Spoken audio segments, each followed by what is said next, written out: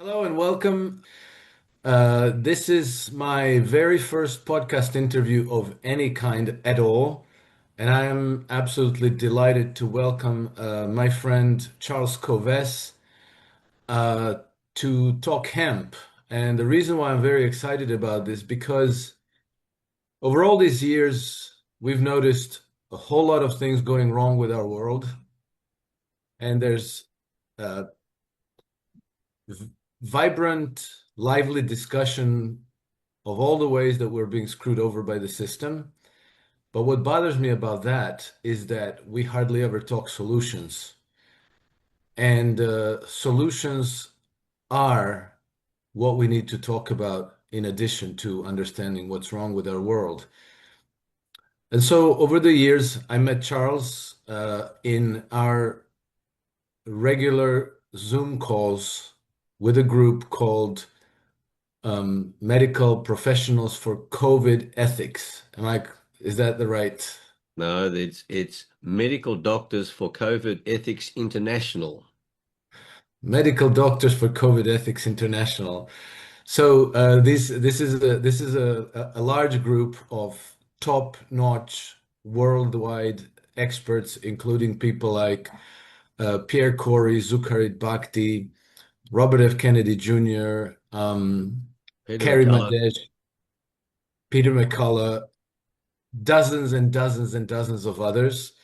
And one thing that I realized when I met Charles is that he has dedicated decades of his life to something that I thought was a very important solution to our problems, and that is the cultivation of hemp, about which I know relatively little, but about which I want to learn everything. And so, Charles, welcome and thank you for the opportunity to pick your brain. I wouldn't have called you if you were a professor of agronomy in some university, but you actually walk your talk and you've devoted decades to this solution. And so, as a man of passion who walks his talk, you're going to have a different granular knowledge about this than I would get from an academic, which is why I wanted to talk to you about this.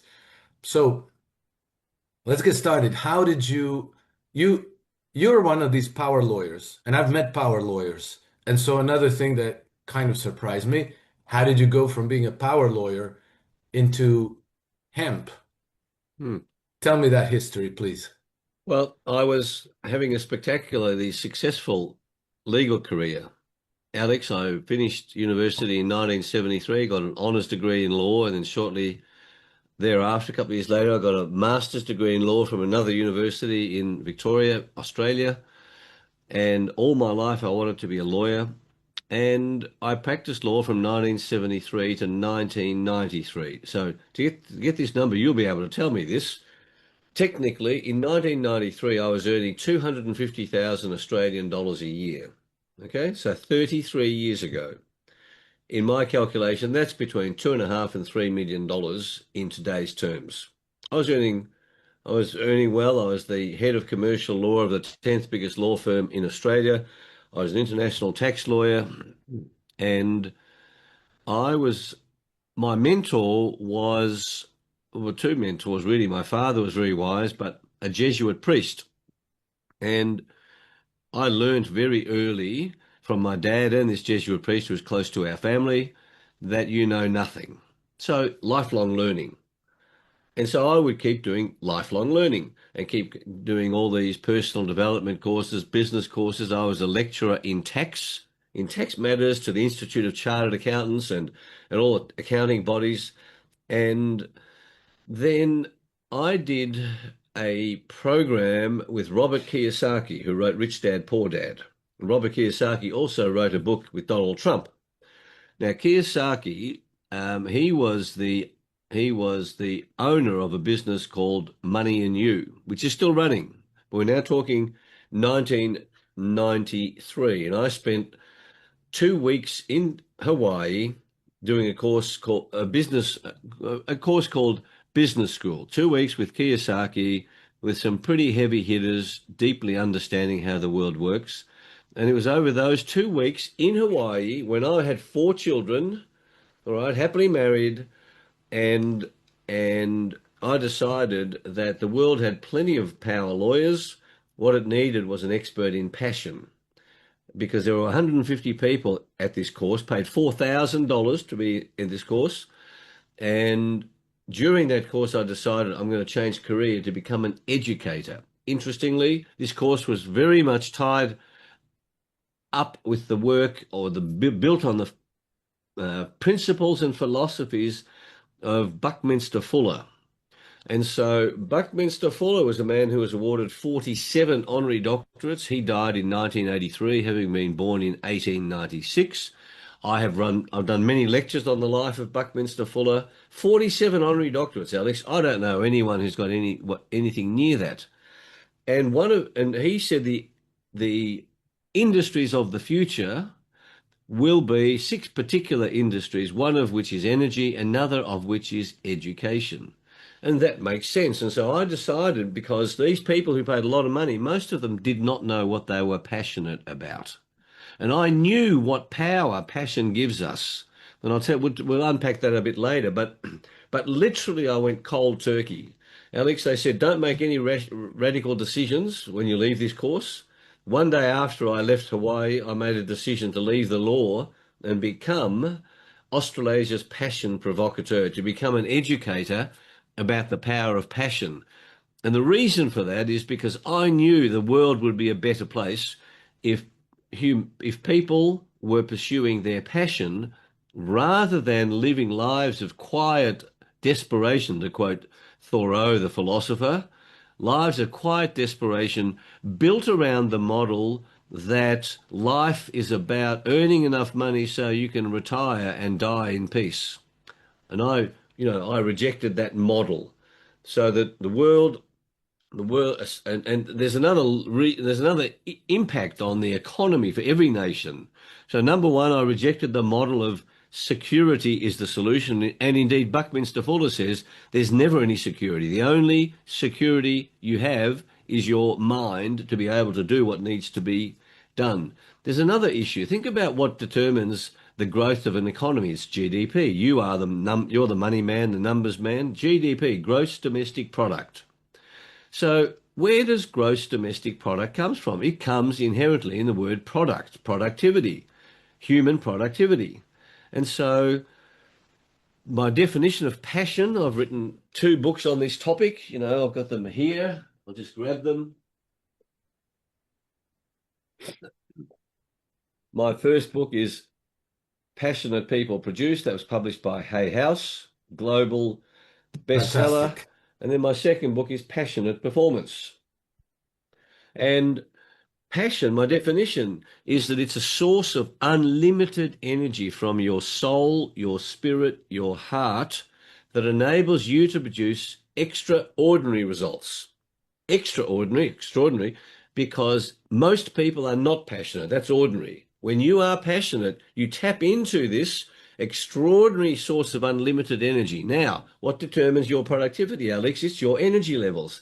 And I could see a nation that has a lot of passionate people will have a lot of energy, will have a lot of productivity. Direct correlation. And the other part that I will add to that is all of the Western economies are saying, we're having a productivity stall. How do we get more productivity? I know precisely how. What part of your body consumes the most energy? Your mind. Where does creativity come from? Your mind, your soul. Where does imagination come from? Your mind, your soul. It consumes energy.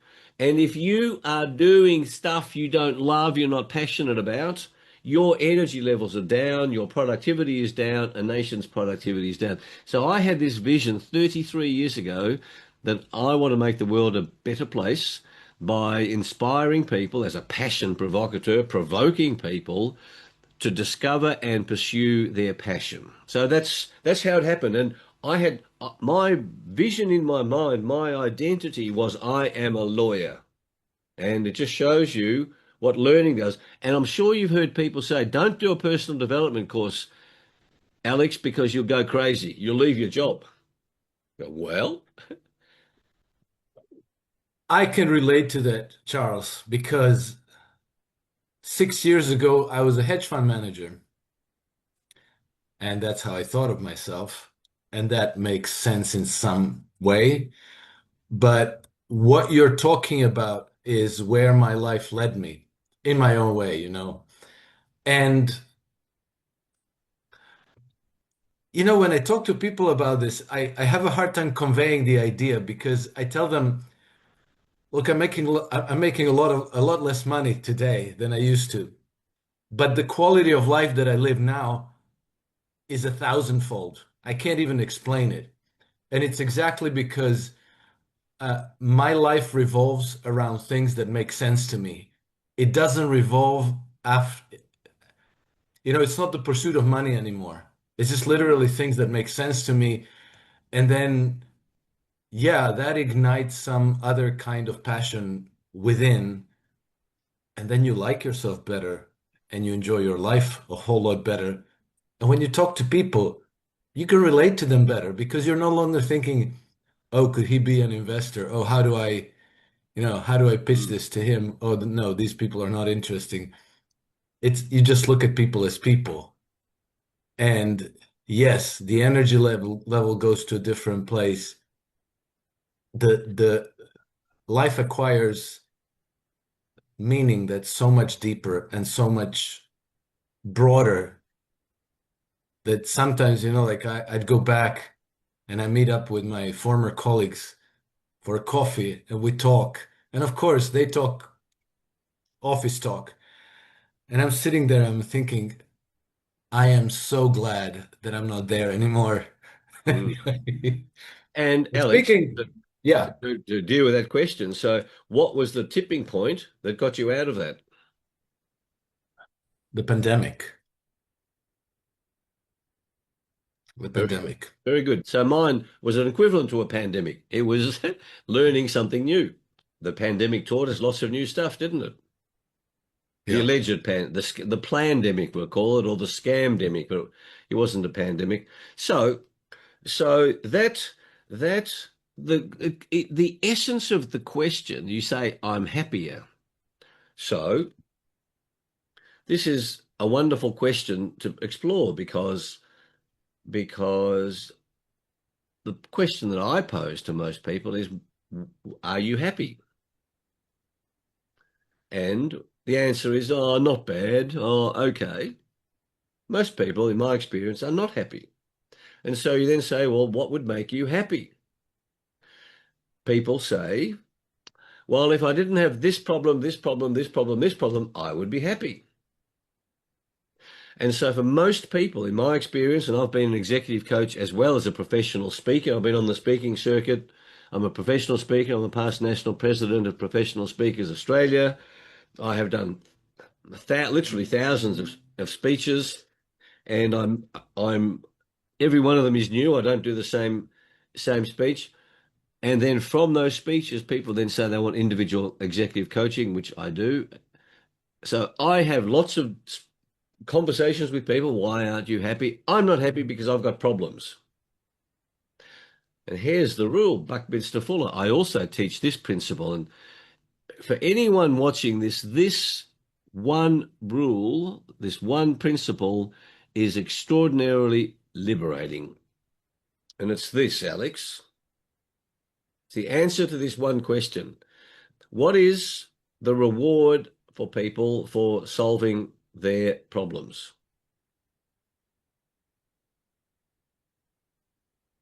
Most people say happiness, progress, peace. In fact, Buckminster Fuller says, your reward as a human being for solving problems is bigger problems. Bigger problems. That's what you get. And so if when you understand that and you look at your own life, you look at the progress through school, year 7 leads to year 8, it's harder. Year 11 leads to year 12, it's harder. Year 2 of university is harder than year 1. When you understand that your reward for solving problems is bigger problems, you cease to say, I will be happy when. And the Dalai Lama is renowned for saying, but my father taught me this before I'd ever heard of the Dalai Lama. He said, happiness is a choice. Choose to be happy.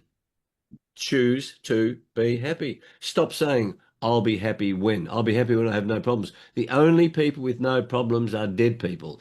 And the people that you worked with who are mega squillions, sitting at home in a dull life, they've got no challenge. They've solved the challenge of money. What's their life about?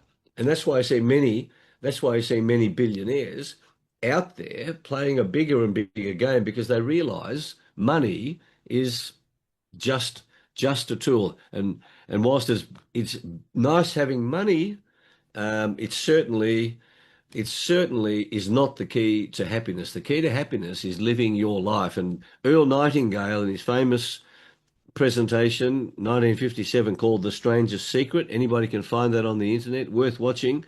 He said this in that presentation: to the stranger's secret is this. You become what you think about most of the time. That's the strangest secret. And it's a secret because most people don't know it. And yet, from the Bible all the way through to 3,000 years of philosophical thought, the message constantly, you become what you focus on, what you think about. And he called it the strangest secret because it's so well known through history. But the fact is, most people don't know this. That's why it's a strangest secret. But the definition of success that Earl Nightingale mentioned, and you talked about happiness, but it's sort of, if I'm successful, I'll be happy, and being happy is being successful. It's this virtuous loop. The definition of success that Nightingale quoted, which I have adopted some years ago, is this: success is the progressive realization of a worthy ideal.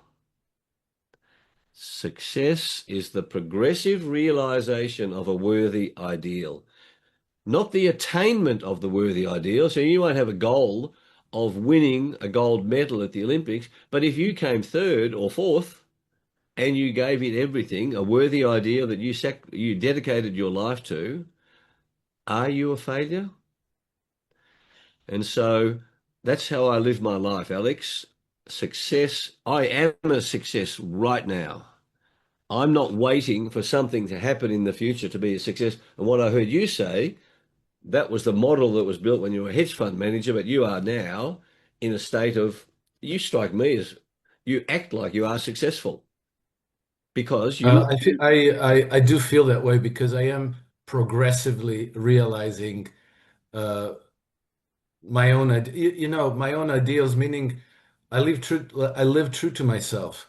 that's it. And as you were saying all these things, it's kind of bringing stuff back to me because I remember that while I was in my hedge fund incarnation, my idea was I need to set this much money aside, and then when I have that, then I'll be able to accomplish these other things that actually matter. Mhm. But what happened actually was that I never set that much money aside, whatever, and then, the way things played out, I had no choice but to try to pursue these things without money. And I now realize that I've accomplished a lot of things that I thought I would need to spend a lot of money on by just doing them, not waiting for something to put me in a position to do them comfortably, but by just rolling up my sleeve and doing them, period. And so that all rings very, very true and profoundly important as principles. But I wanted to talk solutions Yeah. because, So then one of that the leads things, to the worthy ideal is freedom. So at the bottom of my screen, you can see I've got there freedom, passion, law, health, hemp, comedy. And so I got into hemp because, and it's decades, I've been 14 years, 1.5 decades. I got into hemp in 2012. And I got into hemp, Alex, because it's a worthy ideal. And what is the worthy ideal? The worthy ideal is freedom, because one of the crucial defenses against government overreach, my parents having been refugees from communism, so I was acutely conscious in my cellular memory, even though I was born in Australia, they emigrated from Hungary in 1949. One of the crucial defenses against government overreach is successful, sustainable, profitable family farms.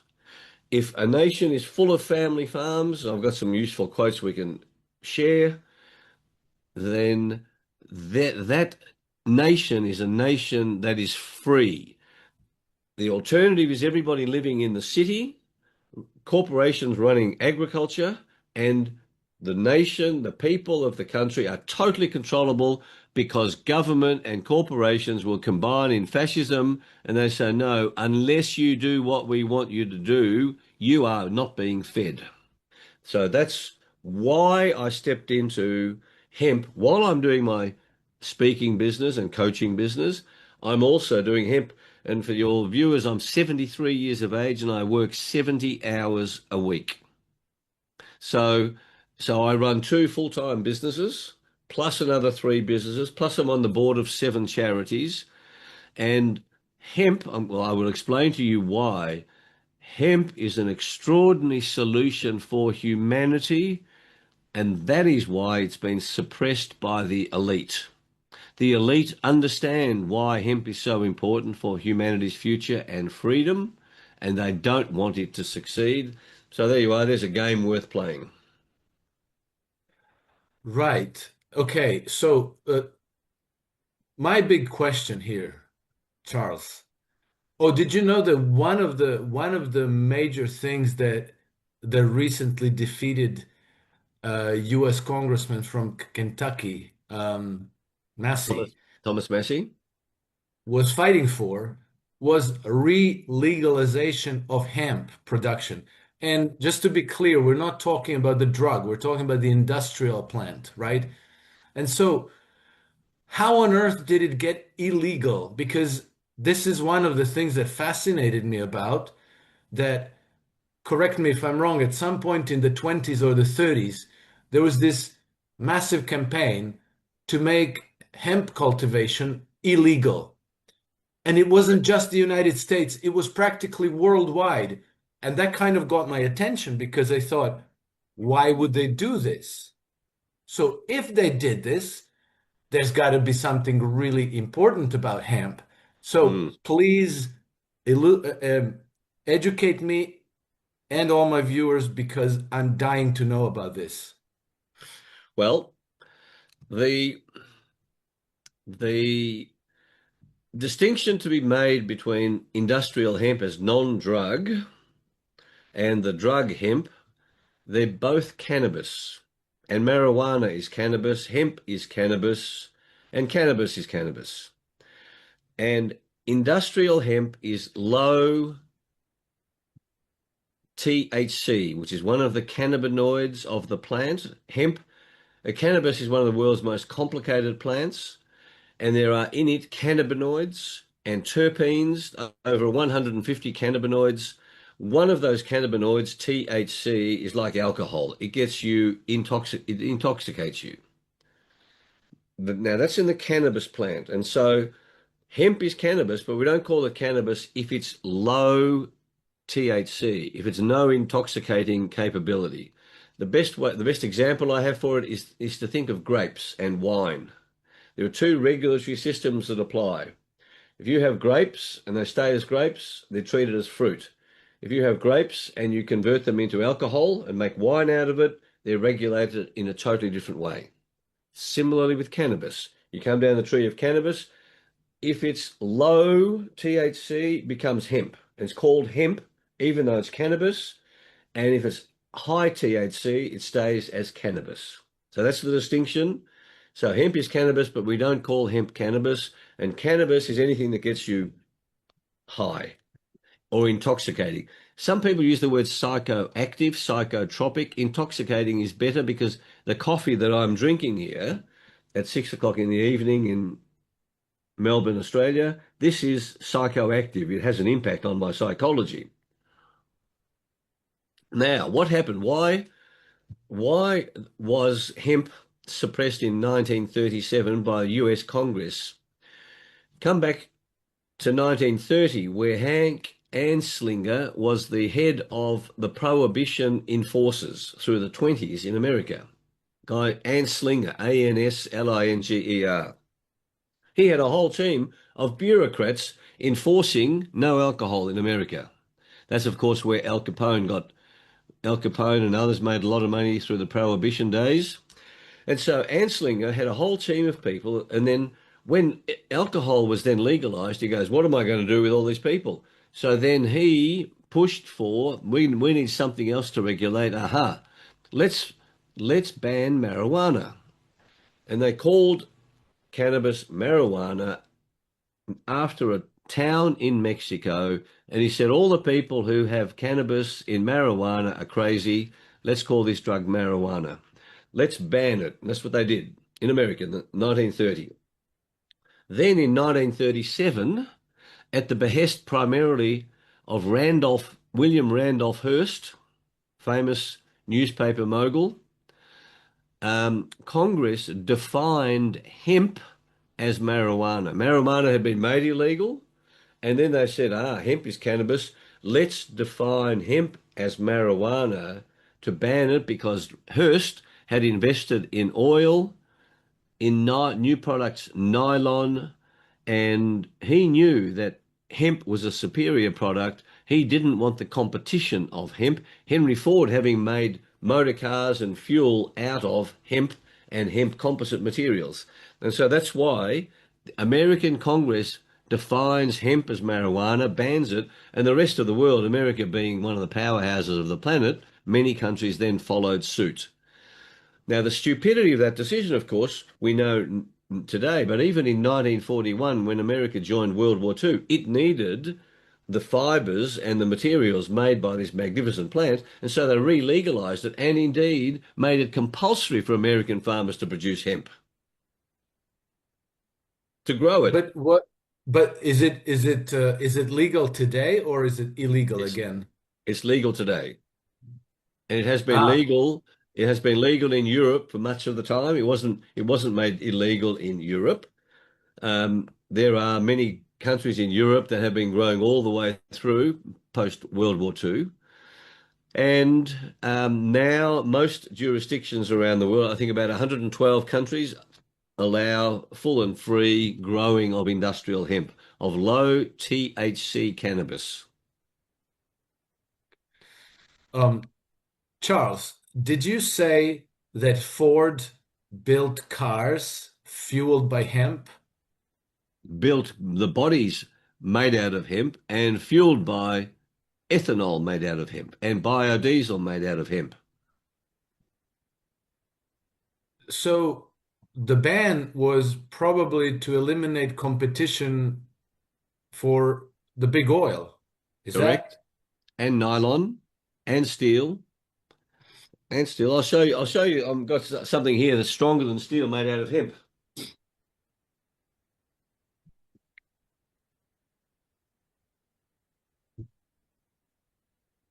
This is a structural piece. This is hemp fiber on the outside, recycled plastic, hemp fiber on the inside. It's extraordinary stuff what you can make out of this magnificent plant. Over 25,000 different products from this one plant. And okay, so if I wanted to grow hemp, if I had land, which I don't, but I really, one of the things that I've done over the last 20 years is I bought a little plot of land where I was going to do agriculture. And that failed because one of the first things I learned was that you can't be an absentee farmer. Hmm. But if I wanted to grow hemp, how much land would I need? What's the minimum? Because that's, Four, most people four will acres. say, 4 acres. You can make in US dollar terms, you can make between $3,000 and $8,000 US dollar profit per crop, and many places you can have more than one crop. So 4 acres, you can make $20,000 a year. 20,000 per year profit. Yeah. Yep. 4 acres. And what happens if you have less than that? You can't grow hemp, or is it Oh, well, no, unfeasible? you can grow hemp on 10 square meters Okay.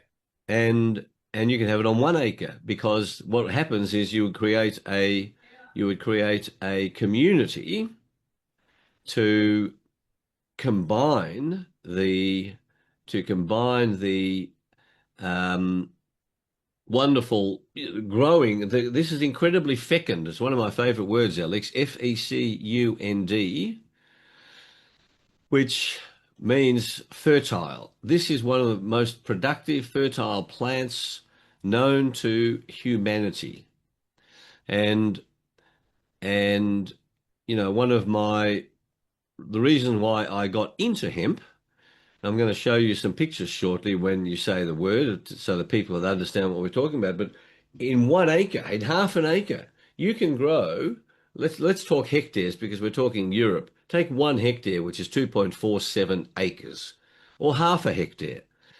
You can grow 5 tons of material in 100 days, 5 tons of usable, valuable material in 100 days from a seed this big. Well, that's insane. And it actually enriches the land. It's a fertilizer for the soil. And farmers, one of the things to understand for any farmers listening to this, hemp is a perfect rotation crop. So you can keep doing what you're doing and take 1/3 of your farm and put in hemp for a year and then go the next third and the next third. So you don't have to take these ridiculous risks. And I promise you, after 14 years of being in this industry, everything I'm saying to you is justified, is evidence-based, and we'll go through why these solutions aren't being adopted broadly rather than just being a cottage industry because it solves many of the problems of the planet. I'm going to give you the top 12 solutions for our planetary problems, but I really want you're touching on the crucial issue of why hemp has been demonized, and it's been demonized because of vested interests of global elites that you know well, just as well as I do. There are other agendas running rather than to make people, to help people to be successful and independent and free. And I look at that's what my father taught me. That's why I'm a freedom warrior. And to get really clear, how do I fight for freedom? I fight for you to be free to pursue your passion. I fight as a legal strategist. I'm involved as a legal strategist because the law is designed to protect human freedoms. I fight for health. You well know that because when you're healthy, you are freer than when you are lying in a hospital bed unwell. I fight through hemp.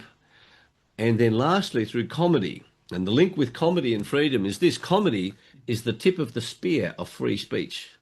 And if you want to suppress human freedom, you start by suppressing free speech and you start by suppressing comedians that we've seen for the last 30 years of the cancel culture of comedians.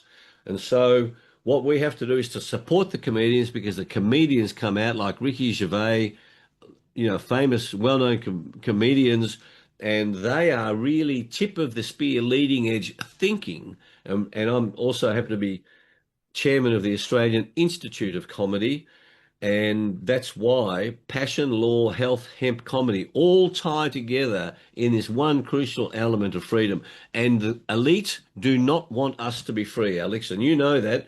And they want to wipe out the middle class because the middle class are the ones who can push back against the elites. The poverty stricken, the bottom 40% of most populations are living hand to mouth on a day-to-day basis. They Yes. can't push back against the elites. Yes. Yes. Okay. So, um, here's my little insight of the past few months. And it's bear with me. I'm going somewhere with this. Yep. So one of the things that kind of shocked me, and it kind of shocked me out of my uh, comfort zone, was the realization that they are the authorities that don't want us to be free are using sanctions and unbanking or debanking against people, right?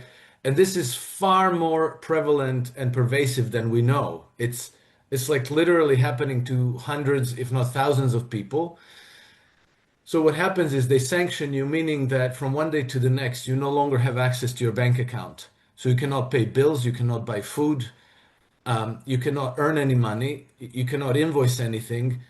And so basically, they let you free, but you're even worse off than if you were in prison, because in prison, they have to house you and feed you, and you're not burdened to your loved ones.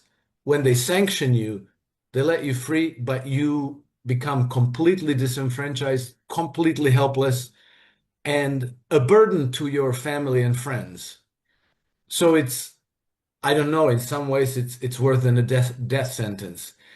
But and the reason why this kind of was a jolt for me is because I was about to publish a book that I thought 100% would get banned.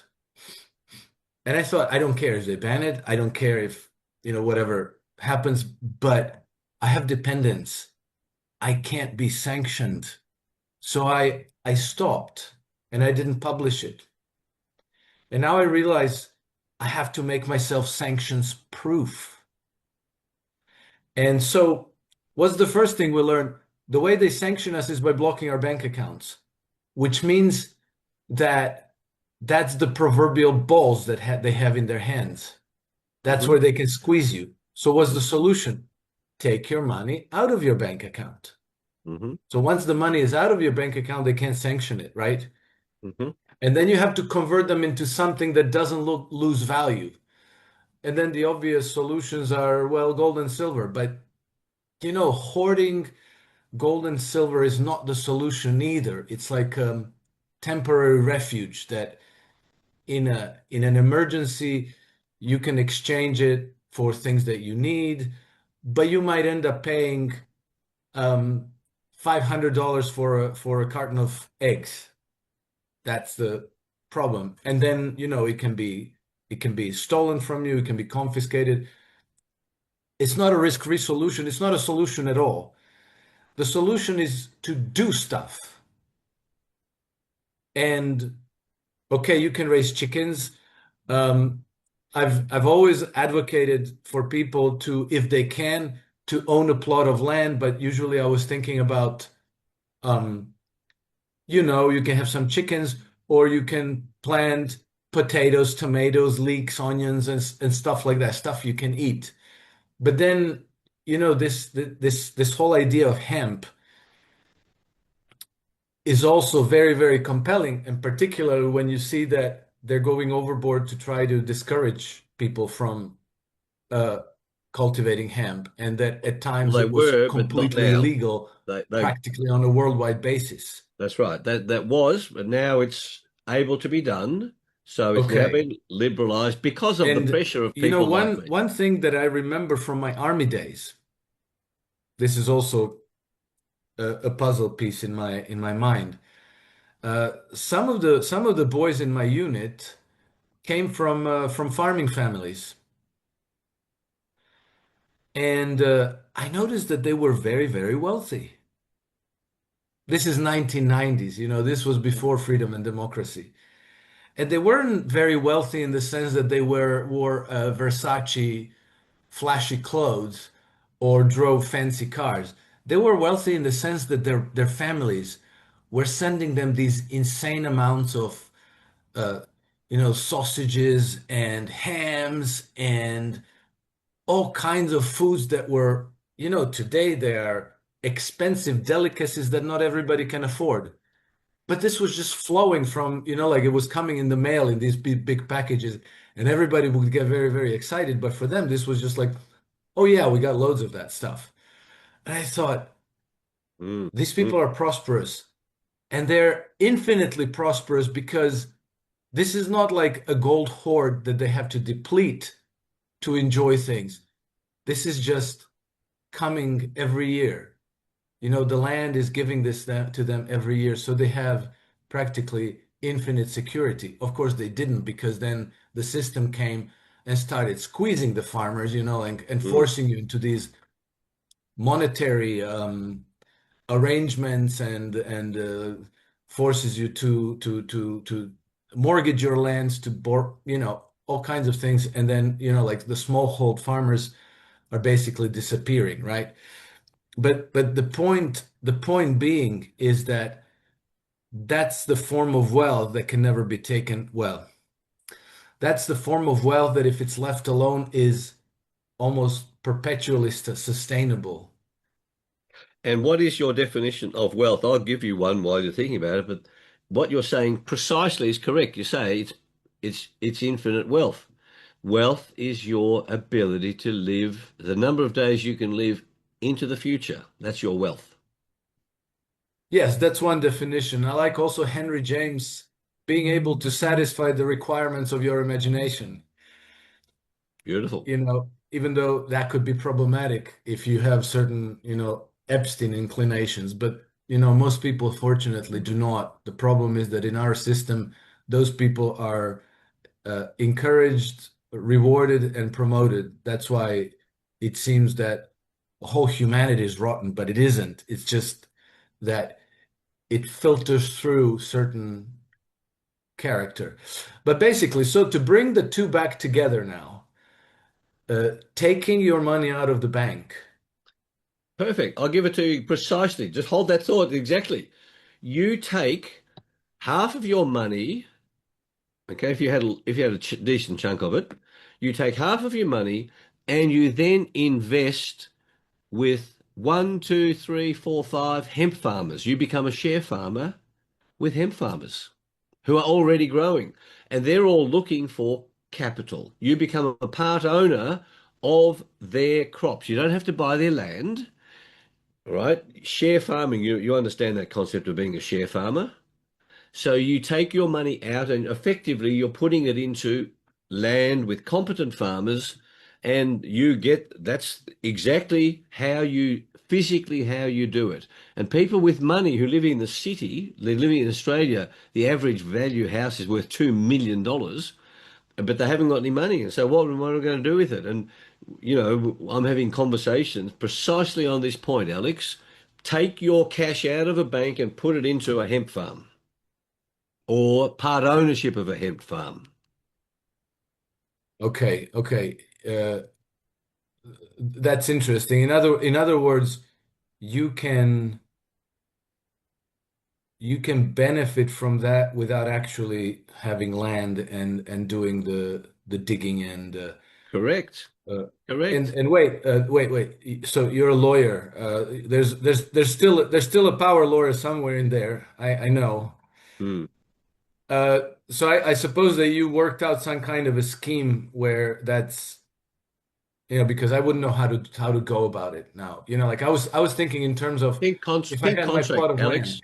Think contract. You sign a contract with the farmer. You say, here is $1 million. I want you to have the agreement between us is clear. You have this $1 million. You can use this for working capital forever in your business. And you agree that you will grow these crops, and I can have 1/3 of your crops or equivalent cash moving forward. And the farmer, he's got the benefit of your money. He's in many cases he might be under mortgage stress. You've enabled him to hold on to his life legacy. It can be 10, 20, 30%. And you come to a contractual agreement. And in the meantime, you've got that security behind you. And one of the contractual terms would be, depending on the type of farmer, he's delighted to get your working capital. Okay, but you're not buying his land. You're literally a business partner with him, and he can buy you out in the future so that if he does it really well, because you can keep doing this forever, and you can do this with farmer. You can buy 1% of the farm for $20,000, and you've got let's say 50. You've got 51, you've got $1 million. Do $20,000 to 50 farmers with 1%. So you're spreading your risk. And what you're doing is giving to farmers what they most need, which is working capital, so that they're not at the behest of banks because the banks will foreclose. Exactly, because that's how they run them out of business and Correct. consolidate and foreclose on them, take their land and turn it into these endless soya bean farms, or they choose to not plant anything at all because they're planning they might be planning a famine. While in America, they're planning the greening of America. You've seen the horrible plans where they're trying to get all of America back into the wild, all right, and this subterfuge of rescuing the planet from climate emergency. Let's kill all the people so we rescue the planet. On a fraud of climate emergency, there is no climate emergency. And what farmers need is financial strength, because the whole game plan of the elites is to disempower and impoverish farmers. That's precisely what's happening. That's why I'm in hemp. Right. Okay. Um, my next question, Charles, and I'll take a risk of asking a dumb question, but I that's where I'm at. Hmm. Let's say I have an acre of land. I I planted hemp. A I hectare. get Use hectares. It's easier. okay, so I have a hectare of land. I planted hemp. I'm getting, what did you say, 4 tons every 100 days? You are getting 10 tons per hectare every 100 days. 10, 10 okay, so tons. I get my 10 tons of hemp, and now I'm sitting on 10 tons of hemp. What's Mhm. next? What do I do with it? You take it to the local cooperative, and it gets processed by a decorticator, which is the business that I'm in. We have a proprietary technology machine that takes that stalk of hemp. So let's quickly run through these pictures, okay, so that you really understand the process. You happy to do that? Oh yeah, yeah, yeah. Yeah, So please. let's do this. I will share this series of pictures so we don't have to explain what it is. You can almost see this. It's coming up. This is the meditation moment, Alex. Yes, I'll take full advantage. Yeah. Okay, you can now see this. I'll just change the view. Just 1 second. It takes time as it. So you can see that now. Yes, the extraordinary benefits and possibilities of industrial hemp for Australian farmers. Yep. So I'll make this bigger so your audience can also see. And I have done this presentation many times over the years. So I'm Chief Executive and International Marketing Director of Textile and Composite Industries. We make the world's most effective and economic hemp decorticator. I'm President of the Australian Industrial Hemp Alliance, which is Australia's peak national body for industrial hemp, and I'm an executive board member of the Federation of International Hemp Organisations. Now, this plant I run by the mantra of HP by 4 that I developed, H and P being the first and last letters of hemp. HP, healthy products, give us healthy people, give us a healthy planet, and also make healthy profits. All right, so there's a wonderful, wonderful principle that what you put into your body determines your health, both mental, physical, and also spiritual. Now, look at what you can make with hemp, Alex. Just have a look at this picture. Food from the seed, clothing from the fiber, and the fiber is what you separate away from the rest of the plant, but I'll show you that in a moment. You make clothing from the fiber, you make building from the herd or the shiv called in Europe, shiv, SHIV, medicine from the flowers and the buds, fuel from the herd or the shiv, you make ethanol, and you make biodiesel from the seeds. See that oil there is virtually a biodiesel. You make fertilizer because as you grow, it fertilizes the soil.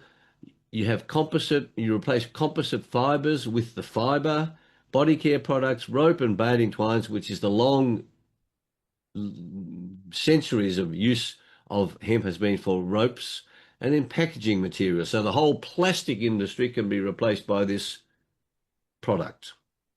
Now, this is what a crop looks like. This is what you can grow in 1 hectare in 100 days from a tiny seed. And by the way, That's there's the seed. Look how small it is. It's tiny. Yes, And each one of those seeds creates one of those stalks in 100 days, 3 to 4 meters, 4 centimeters a day of growth. Isn't that crazy. amazing? Crazy. Now, that stalk, when you've on your farm, you cut it. See, here it's been cut. You cut it, and you then, what you have to do, there's a cross section of the stalk.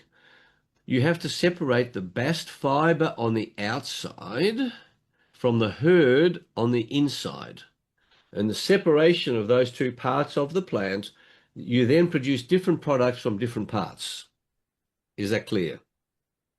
Yes, So that's called the processing of the plant.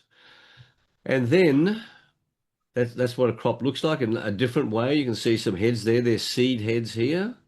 You will see how closely planted this is. So there's no branching. So you grow in different ways for different usages. There's another picture of that same crop. That's the ideal thickness of a hemp stalk, about the thickness of your thumb. It's a little bit thin. And then you put it through, this is the machine that we make. And traditionally, the way you would start to process this was through a process the Dutch called retting, a rotting of this plant to separate these two parts. Well, my company founder invented this machine, which is fully electronic and registered for safety all around the world. And what this machine does is you cut this plant and you put it straight through this machine, and then you get piles of fiber. That's what the fiber looks like, raw. yeah. You degum it and it looks like cotton. And then you get hurd, which is like wood chip. There's a pile of hurd here. And you make all these products. There's a wall made out of hempcrete. Hemp homes are magnificent places to live in. There's a hempcrete wall just showing the artistic work you can do. There's a car body built out of hemp fiber, the equivalent of fiberglass. Here is a shipping pallet made out of hemp fiber that is stronger it weighs 13 kilos, and it's stronger than a 40-kilo wooden pallet, and it can be reused. So you can see why I'm excited about this extraordinary plant. Yes, this is really very, very impressive, and I'm very thankful for the opportunity to learn all this from you today, Charles. I have a 10 million questions still, and this could go on for 10 hours, but I want to be also cognizant of your time. It's late in Australia. Can you please tell me where, if anybody was interested, to learn more about ham farming, but also about mm, comedy and passion and leadership and everything else that you share with people? Where can they learn more about it? Where can they find you? There are two websites that are the key. One is charleskovess.com. charleskovess.com. By the way, Alex, I am the only Charles Kovess on the planet. Are you serious? I'm serious. That's incredible. I'm not the only Alex Krainer, which is very annoying because all the Gmail and other accounts they were already taken by the time I. I'm the So, only Charles Kovess on the planet. So wow. I'm the easiest guy. You just go into a Easiest guy Google. to find. You go into Google now. Just type Charles Kovess. If you were to do And that now, you will find me. That's how easy it is. But my website is charleskovess.com. And then the website for the textile and composite with the decorticator, I'll bring that up on the screen again. This will be quick because we've already used it. And Alex, the best way is here is all of my contact details. Look at that. all right. Hemp Alliance, FIHO. What is that, Charles? Federation of International Hemp Organizations. Okay. So So people people should be able to find all kinds of resources at those links, correct? Correct. Correct. And that decorticator machine, is that something that's only available in Australia? We sell that globally, and so we are looking for customers, and it is a one. It costs $500,000 US, so it's not Oh, expensive. okay. In because the European decorticators cost 10 million euro. That's why Adrian Clark, our Oh founder, wow, I didn't know that. yeah, big So big this dollars. is like 1/20th of the cost of ordinary ones. Correct. And this machine, as you can see, that's an earlier version. That was when I joined the company 14 years ago. That was what the decorticator looked like in 2012. Then it developed into 2016, 2018, and here's what it looks like now. So this is 500,000 delivered anywhere in the world. And so basically what you do is you stick in the plants and you get that those little wood chips. That's You correct. get Fiber, the fiber, right? correct.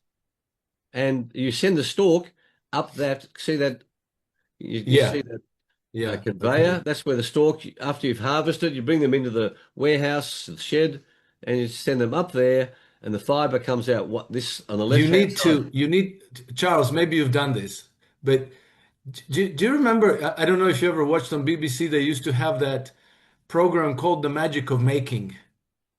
No, It was yeah, so it was like very, very short videos where they would show you something going from the raw ingredients to the product, and they would show the whole industrial process. And I found those very fascinating. So I think that maybe you need to you need to shoot a magic of making video. Well, today they're very available on the internet, and I still find them fascinating, and I'm almost magnetically attracted to them, looking at people transforming stuff into these insane products. And you could never, it's like, like you'll find these like Pakistani blokes who are working in a shed that you would think that all they can make there is bricks. They make these enormous industrial size dials out of steel. And it's absolutely ingenious how they do that. And so I love to watch that stuff. So that would be well, great to have because I would love to know what that machine does. But when you tell me is one thing, if I can mm. watch it, that's even Well, better. Alex, you are going to be of the people looking at this conversation. You are going to get my hemp information pack, and that information pack includes videos of this machine operating. Okay. Oh, cool. Cool, cool. And so this machine, Excellent. the beauty of this machine is it weighs less than 3 tons. It fits onto a truck. You can move it from farm to farm to farm. It's not a fixed facility. And that's one of the crucial elements of profitability. So if you had your 1 hectare plot with 10 tons, we would bring the machine to you, set it up in 2 hours. We would put your 10 tons through in 10 hours, and we'd go to the next farm. And suddenly you've got a So it's about brand a new, ton an hour. between 1 and 3 tons an hour. We do all our numbers on 1 ton per hour. And Okay. and that is an enormous, it's remarkably profitable, and the benefits to the farmer are enormous because he ends up with 3 tons of fiber and 7 tons of herd. All of it is incredibly valuable. Brilliant. Okay. And so what I wanted to stress before concluding, Charles, is that the way I see us breaking out of the matrix is that if you if you take your assets out of the banking system where they can be confiscated, where you can get um, sanctioned and cut off, where you're completely vulnerable, is the proverbial balls in their hands, and then you you convert it into some productive facility that actually makes stuff. Correct. Then you have the option of exchanging it for other stuff that you need. Like thinking back to my brothers in arms in the army who are getting these big packages of sausages, hams, egg, like all kinds of stuff. You can now exchange this or hemp products or other stuff for other things. And so, this thought kind of crystallized in my mind that we can break out of the matrix by simply opting out. Because, we are not the first generation that realized that something was wrong, that we are captive, Mm. actually. And then, you can read forever about what it is, how we're captive, why we're captive, who's doing it to us, how they're doing it to us. And some people just go into this black pill hand-wringing mode of like just complaining about it. And then other people, I think, have the impulse, and that was my problem, the impulse to push back against the system, to fight the system. But what you get is action reaction. So now you're fighting the system, and then the system fights you back. And so there you get revolutions, potentially civil wars, in which there's also a very high risk that your revolutionary movement gets infiltrated by the same people that are already oppressing you, and that you end up from one system of oppression under a new system of oppression.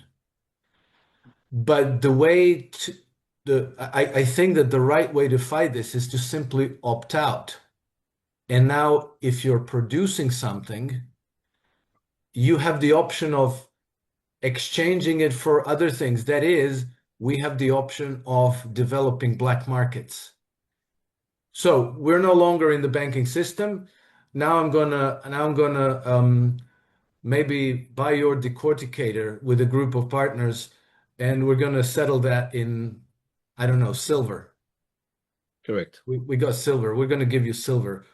Or you're going to loan it to us against a silver denominated loan. We're going to use it and we're going to share. But basically, people over through history have been absolutely brilliant and extremely creative in forging these arrangements and then growing entire civilizations around them. So rather than fighting the system and falling into some kind of a civil strife, we opt out and we just create new systems. And we use the Correct. old systems to the extent that they are useful and that they are dealing with us in good faith. But we say, actually, there's competition. So if you're going to treat us badly, we're just going to not deal with you anymore. That's it. And so I've thought for a long time that hemp was part of this because it's not just leeks and potatoes, it's also building materials and fuel and fabric and textile and all kinds of insane. What did you say? 24,000 products? Over 25,000 different products have been made out 25,000 of it. products. Mm. That's insane. Mm. But so anyway, I'm very glad we had this conversation because now people who are my Substack subscribers and my followers on X and so on have a resource of where to go to get authoritative, independent information about growing hemp, about organizing with share farms and so forth. And so I'm very grateful, Charles. And I also wanted to add before we go, I'll go back to the fact that you and I met through the Medical Doctors for COVID Ethics, which is also an insane resource because that's where I learned a lot of what I know today about their, toxic, horrible, fraudulent, pandemic mm, agendas. Hmm. And you have a Rumble channel where all of those presentations, all of those discussions are available for everybody to see and watch. And so I will also link that in the with this conversation so that people can also benefit from these presentations by Robert F. Kennedy Jr. and Pierre Corey and Zucharit Bhakti and so many others, which I think are absolutely invaluable, particularly now that we realize that they're ramping up the scaremongering over pandemics again. Now it's hantavirus, now it's uh, Mm. uh, what's it called? Ebola, and they're That's it. never going to stop. They're never going to stop. And the only way that they will stop is that we finally overcome the fear of these pathogens, which is completely irrational, which is completely based in very dubious narratives and Hollywood style tales about terrible outbreaks that happen. And then people say, like, oh, that's terrible. Please inject me with something so I don't have to be scared of this.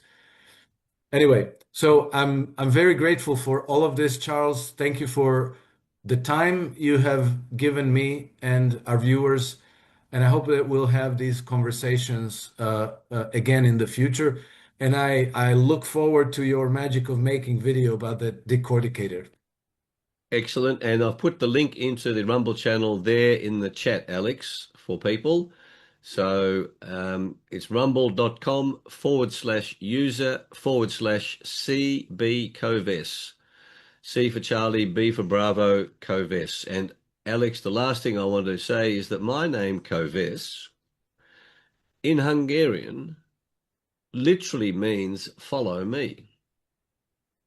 Ah, okay.